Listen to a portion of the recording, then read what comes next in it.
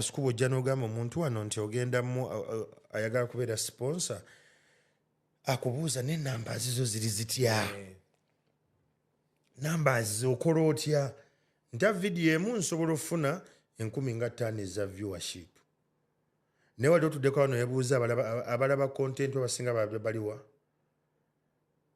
abantu abasinga olaba Kasuku live bali mu diaspora because they have homesickness biwayogera juzi I was actually in my hotel room nga ndi mukola minister nakonkona nagamba have you seen this Namga, why do you watch it? No, you know when you're not home you need to know what's going on and I depend on this guy. Well, that's a wrong assumption. This is a rumor guy. He's in crunchy content, not in depth. But he's talking about you. We need to hear what he's talking. Katwabeeranga abasinga abalaba content bali mu diaspora.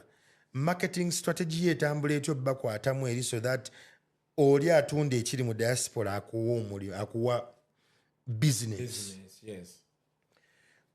Kikalubiriza nnyo okunnyonnyola omuntu wa banka yonna mu Uganda wano okuwa business naye ate owebulaya kimwanguyira. That's why abalina ziyu n'abalina ziki bajja ne bagamba Kasuku wano twanditambudde ffenna obuzibu bwe balina era ab'ebulaaya bakopi. Bakopi ajja nagamba twagala otulangira obulango bwa Yunaano kati gwe tugenda kuwayo tiketi ekuleeta n'ekuzaayo tukuwe na accommodation tukuwe ne $100 oli mulalu because what you're offering I can afford it. You better either pay the worth of the airtime you need and remove. Kati ffe twetwaba content engeri gyatambulamu bwatyo bwabeera akantu koyogedde batera nnyo bukozesa kati Kasuku nja kuwaayo tiketi wali wagala olanga ebintu byawananga nja kuwaayo invitation nga 3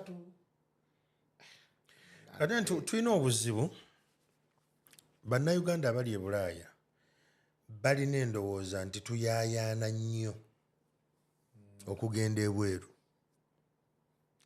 Don't get it si mu bubi ate naye si buli munnayuganda nti ayagala nnyo okubeera ebweru. Kati Kasuku saa zino nenkwata nenkussa ebweru byonna byozimbye biyiika because you know the terrain of East Africa. You know how to get who and where. Wali obeera ozze ku research omulundi gutya bw'obanga oyagala okukola business nze mu ndowooza yange omuntu mukubira omubuuze how much does it cost to partner with you or to do business with you. No, ebigambo ebyo bibiri ne tuba nga tubyawula naye bo batandikirawo kati ngenda kwayo invitation kufune naawe okusula myezi ng'ebiri kate wootuuka eri nga batandika okuteekamu naye osobola osigala teekayo empapula. You know, loneliness looks for company. So bw'ojja mu mbeera eyo nze bankubira nnyo amasimu twagala ojje ogenda hostinga kino ne mbagamba send me my terms of reference I read through I send back. Kasita mbagamba ekyo ekigambo tebaddamu kunkubira. Ono ne Bobi Wine gwe yanfunira awo namuga ayogera n'oyo rasita gayi nankubira bulungi nnyo ng'ali ne Dan Magic.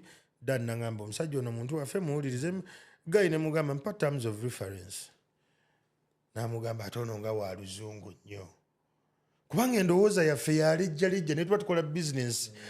We are so casual at doing business and tutuka ne tugamba ensi yagaana. No, we're just not structured in how we do things.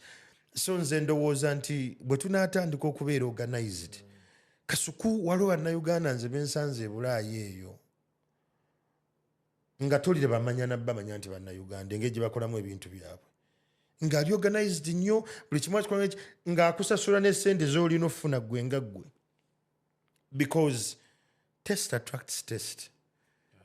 Kasita omusaba terms of reference tagenda kuddamu kuweereza balala. Kasuku muwandiike ku mpapula teekako omukono tagenda bikola. That's why we need to get to